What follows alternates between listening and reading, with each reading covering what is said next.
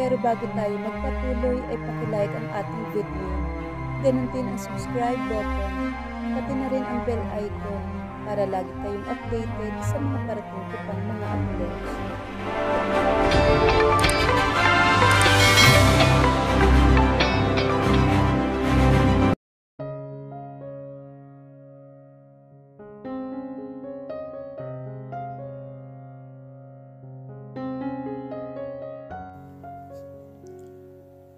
Sumilip muna si Laura sa kwarto ng kambal.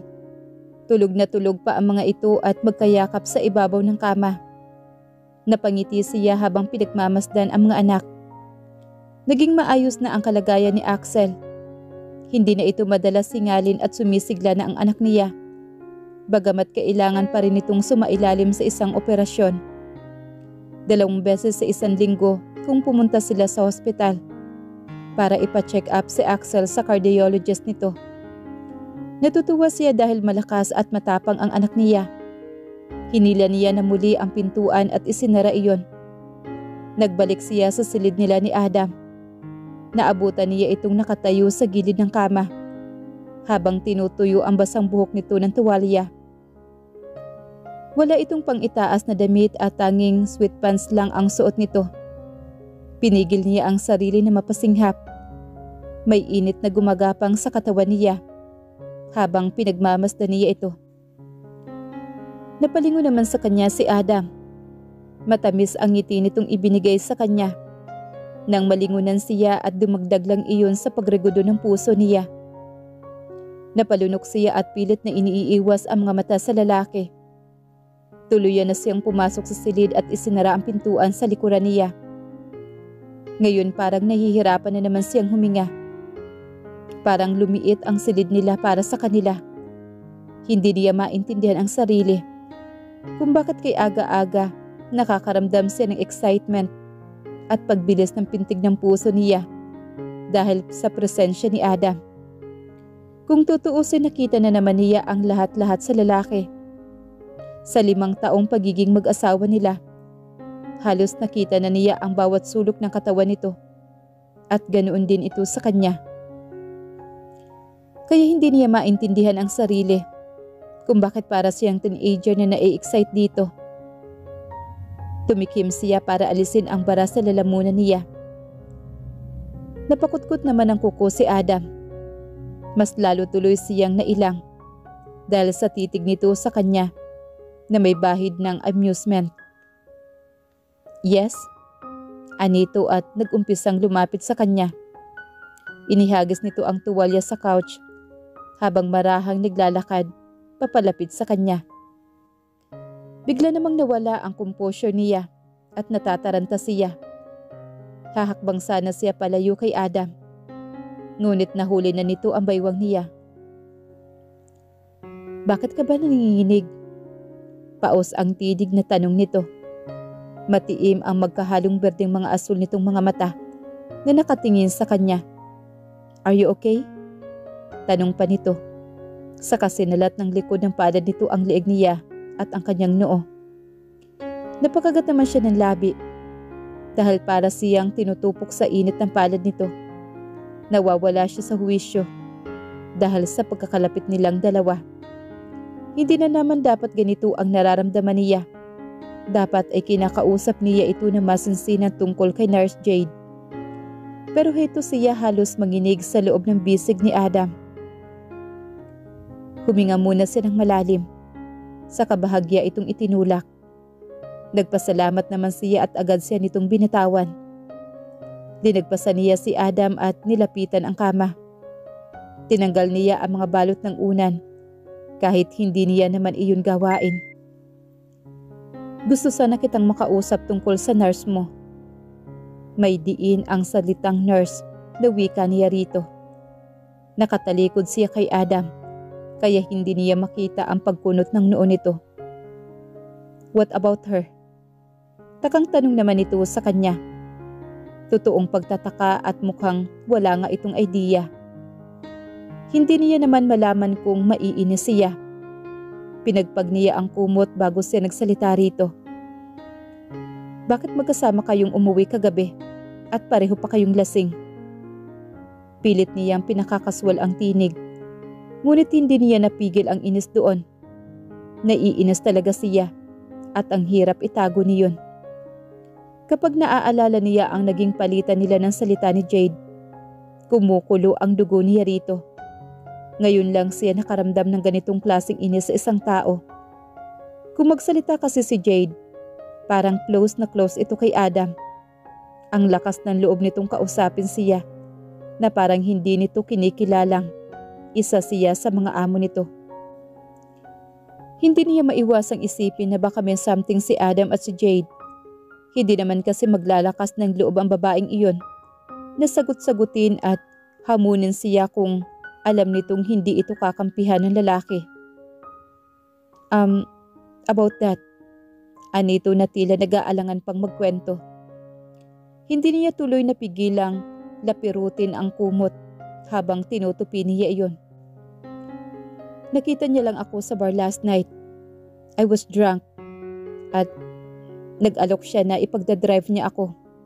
Since dito din naman siya uuwi, hindi ba? Kibit-balikat na paliwanag naman ni Adam. Marahas na napalingon naman si Harito. At bakit ka nagpunta at nagpakalasing sa isang bar? Magkasalubong ang kilay na tanong naman ni Harito. Hindi naman ito ugaling uminom sa labas. At lalo na ang magpakalasing. At isa pa, totoo kayang nakita lamang ito ni Jade at hindi kasama talaga? Paano kung nagsisinungaling sa kanya si Adam? Tinitigan niya ang mga mata nito at hindi niya alam kung ano ba ang gusto niyang makita roon. Maybe confirmation na nagsasabi ito ng totoo. Seryoso ang mga mata nitong nakatitig din sa kanya. Kahit ang sulok ng mga labi nito ay may sinusupil ng ngiti. Wait, are you thinking that I'm cheating on you with Jade? Nakataas ang kilay na tanong nito sa kanya. Are you jealous, love? Nag-iisang linya naman ang mga labi niya. Nagsiselos nga ba siya? Oo, nagsiselos ako. Sino ba namang hindi? Kung uuwi ang asawa mo, nakasama ang nurse ng anak niya, tapos lasing na lasing pa, inaamoy-amoy pa ang leeg ng babae niya. Hinihingal na litanya niya rito. Hindi na niya natiis at nagtuloy-tuloy ang pagbuka ng bibig niya. Napanganga naman si Adam. I did that? Tila nagulat na wika naman ito. Oo. I thought it was you. Mahinang bulong naman ito. Napakagatlabi naman siya. Alam naman niya na nagkamali lang ito. Dahil binanggit naman ito ang pangalan niya at hindi ang pangalan ni Jade. Ang kaso na iinis talaga siya. Humalikip-kip naman siya sa harap ni Adam habang pinapanood ang nakukonsensya nitong mukha. Look, I'm sorry. Lasing na kasi talaga ako kagabi. Hindi ko na alam ang... Hindi ka naman umiinom na, lalong-lalo na sa ibang lugar. Bakit kagabi naisipan mong uminom sa labas? Nanunumbat na tanong naman niya rito. Lumamlam naman ang mga mata ni Adam at bahagya nag-iwas ng tingin sa kanya. Nagtaka siya dahil parang iniiwasan siya nito. Ang mabuti pa umamin ka na. Inis na wika naman niya rito. Bumuntong hininga naman si Adam. Hinanda niya ang sarili sa mga sasabihin nito. Ayaw man niya pero hindi niya mapigilan ang sariling kabahan. Paano kung galing ako sa bahay kahapon at dinalaw ko si Dad? Natigilan naman siya sa sinabi nito. Wala siyang alam na pupunta ito doon. Kumusta ang daddy mo? Malumanay na tanong naman niya rito. Sa kasal ni Alonso at Shimmer, wala roon ang daddy at mami ni Alonso. Sa pagkakatanda niya, hindi naman siya nag-uusisa dahil iniiwasan niya rin na mapag-usapan ang kasal na nangyari sa pagitan ng kapatid at dati niyang asawa. Payat at mahina na. May cancer. Malungkot na wika ni Adam. Wala siyang ibang nasabi kundi iyon lang. Bigla nawalan siya ng sasabihin. Naupo naman si Adam sa gilid ng kama. Ipinatong nito ang siko sa magkabilang hita at yumuko ito. Hindi ko man lang nayakap ang daddy ko. Galit na galit siya sa akin. At hindi ko siya masisisi. Dahil niloko ko sila. Malungkot ang boses nito. At bahagya pang gumagaralgal. Nakadama naman siya ng awa kay Adam. Parang may mga karayom na unti-unting tumutusok sa puso niya sa nakikitang paghihirap nito. Humakbang siya papalapit kay Adam at naupo sa harapan nito. Ginagap niya ang palad ni Adam. Mapapatawad ka din nila. Wala namang magulang na hindi kayang patawarin ang anak. Kahit gaano pa ito naging masama. Malamlam na ngumiti si Adam sa kanya. Miski ang mga mata nito ay kay lamlam din. Do you think you can also forgive me for what I've done? Napatitig siya sa nagsusumamong mga mata nito. Saglit na hindi siya nakapagsalita. Iniisip niya kung galit pa nga ba siya dito o hindi na. Kinapa niya ang damdamin. Oo, galit siya sa lahat ng nagawa nito. Pero nang tanggapin niya ang lahat-lahat, unti-unti nang nawawala ang galit na iyon. Siguro, sagot niya na may maliit na ngiti sa mga labi niya. Oo, nagkibit balikat siya. Nasa process na ako ng pagtanggap sa lahat ng mga nangyari. Kaya siguro dadating na rin yung punto na masasabi kong napatawad na kita. Hindi naman ganoon kadaling magpatawad. Pero hindi siya sarado sa bagay na iyon. Handa siyang patawarin ito. Alang-alang sa mga anak nila. Ikinulong ni Adam ang mukha ni Laura sa palad nito. That's more than enough for me. Anito, sana kagaya mo. Ma-process din ni Dad ang lahat na nagawa ko. At mapatawad niya ako. Malungkot na dagdag nito. Siyempre naman, pang-aalo naman niya dito. Naghinang ang kanilang mga mata. Nakita niya ang ilang beses na paglunok ni Adam habang nakatingin sa mga labi niya. Unti-unting bumaba ang mga labi nito sa labi niya. Nang malapit na maglapat ang mga labi nila, ay biglang sumagi sa isip niya si Jade. Mabilis na nag-iwas siya ng mukha, kaya sa gilid ng labi niya lumapat ang labi ni Adam. About Jade. Aniya rito. Napapikit naman si Adam. Inilapat nito ang noo sa noo niya. Ramdam niya ang mabibigat na paghinga nito. Do you want me to fight her? Nakapikit na tanong nito sa kanya. Bahagya naman siyang napangiti rito. Will you do that? Dumilat naman si Adam at pinakatitigan siya nito. Ang totoo, I'm also thinking about that. Ayokong nagkakaroon tayo ng problema at kung siya palagi ang pagtatalunan natin, hindi ako magdadalawang isip na palitan siya. Napangiti na siya ng tuluyan sa sinabi nito. Ayoko naman lagi kang magsiselos kahit paminsan nakakakilig. Nakangising dagdag naman ito. Napasimangot naman siya sa tinura nito. Halata naman na nang aasar si Adam. Inis na kinurot niya ito sa braso.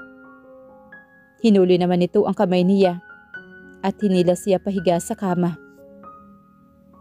Adam, anas niya nang yakapin siya nito at dantayan ng binti nito. Amoy na amoy niya ang sabong pandigo na kinamit nito, maging ang aftershades at shampoo nito. I love you, Laura. Bulong ni Adam sa tainga niya. Napangiti siya at isinubsob ang mukha sa dibdib nito para itago ang pamumula ng kanyang mukha. May haplo sa puso niya ang sinabi nito. Ang bilis ng tibok ng puso niya na parang gustong kumawala sa dibdib niya. Damang-dama niya ang sinseridad sa tono ng boses ni Adam. Alam niyang mahal siya nito At nakakadagdag iyon kung bakit napapabilis ang pagproseso niya para patawarin ito. Tinanggal niya ang sapatos ni Adam at isinampa sa kama ang paa nito. Naupo siya sa tabi nito at bahagya itong itinulak para tumihaya. Inupisahan niyang tanggalin ang botones ng polo nito. Unti-unting nahahatid sa kanya ang malapad na dibdib nito. Hindi niya maiwasang mapalunok at itutok ang mga mata kay Adam. Nang maalis niya ang polo nito, malaya niya namang pinaglandas ang kamay niya sa dibdib nito, pababa sa flat nitong sikmura. Bumigat ang kanyang paghinga dahil sa ginagawa niya. Ipinaikot niya ang daliri sa puso ni Adam. Laura. Mabining anas naman ni Adam. Nagkatagpo ang mga mata nila. Parehong iyong may apoy na tumutupok sa katawan nila. Hinigit siya ni Adam at sinalubong ng halik ang mga labi niya. Napapikit siya nang maglapat ang mga labi nila. Puno ng pananabik, naghumagod ang labi ni Adam sa mga labi niya. Ginaya niya iyon. Sinuklian ng parehong init, ng parehong pananabik. Madalas na maglapat ang mga labi nila, pero hindi na uuwi sa ganitong kainit na halik. Halik na tumutupok sa kanyang katawan. Nag-iespadahan ang mga dila nila. Ungol ang nagiging tugo niya. Nang sipsipin ni Adam ang dila niya, mas lalong nagbigay ng init sa kanyang katawan. Ang paraan ng paghalik ni Adam, mas nakakabaliw.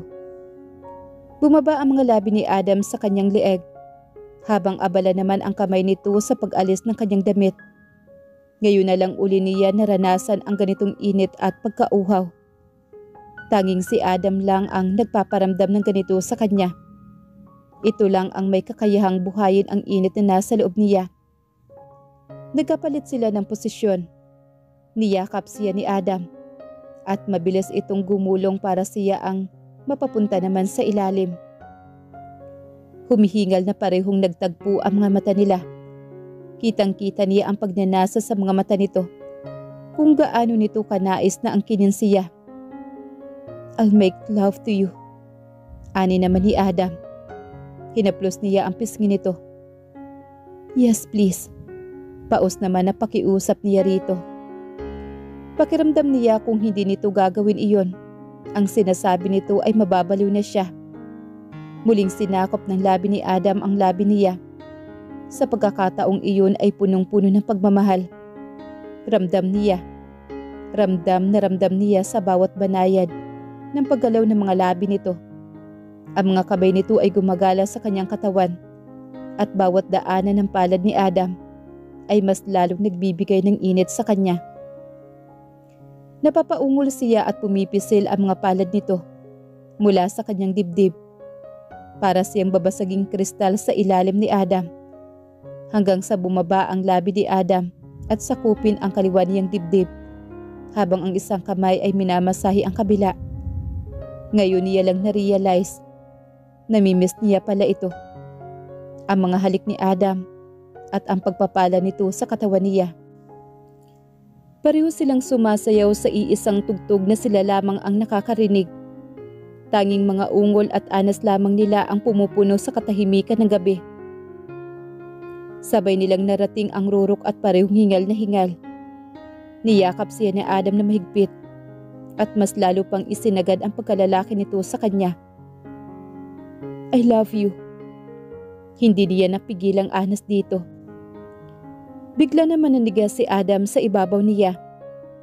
Bahagya itong umangat at puno ng iba't ibang emosyon ang mga mata nitong tumitig sa kanya. Anong sabi mo? Humihingal na tanong nito. Ngumiti siya at hinaplos ang noo nito para alisin ang pawis doon. I love you. Ulit niya muli. Mahal mo ako? Namamanghang tanong naman nito. Mahal mo ako, Laura? Oo. Mahal kita. Mahal kita bilang si Laura at hindi si Camila. Mahal kita. Mahal kita, Adam, bilang ikaw. Ang tagal na umawang ng labi nito. Tila hindi makapaniwala sa mga sinabi niya. Kinabig niya ang batok ni Adam at siniil ito ng halik. Noong una hindi pa ito kumikilos, pero agad din itong gumanti sa kanya. Mas maalab at mas marubdob. Hanggang sa naramdaman niya ang pagpatak ng luha nito sa kanyang pisngi. Bahagya niyang inalayo si Adam. Nakapikit ito pero patuloy ang pagluha ng mga mata. Nagtatakang pinahid niya ang luha nito. "Bakit ka umiiyak?" Tanong naman niya rito. Nagdilat ng mga mata si Adam. Pulang-pula ang mga mata nito. "Dahil masaya ako." "Thank you, love. Thank you for loving me." Anito na punong-puno ng pagmamahal na wika nito. Muling sinakop ni Adam ang labi niya at muli nilang pinagsaluhan ang isa't isa. "Can you get my phone, love?" Narinig niya ang wika ni Adam. Napadilat siya sa narinig. Kahit labag sa loob ay bumitiw siya dito para kuhanin ang phone nito na nasa kabilang side ng counter. Nakita niyang si Krisha ang tumatawag. "Sister mo," aniya at inaabot kay Adam ang cellphone nito. Nagpunas naman ito ng kamay at inabot ang cellphone. Siya naman ay lumapit sa niluluto nito para ipagpatuloy ang ginagawa nito. "Hello?" Sagot naman ni Adam sa kabilang linya. Tinikman niya naman ang sauce na hinahalo niya. Napatingin naman siya kay Adam na makitang natigilan ito at tila namutla ito. May kabang umahon sa kanya, lalo na nang marinig ang galit na tinig nito. "Sino ang kumidnap sa anak ko?"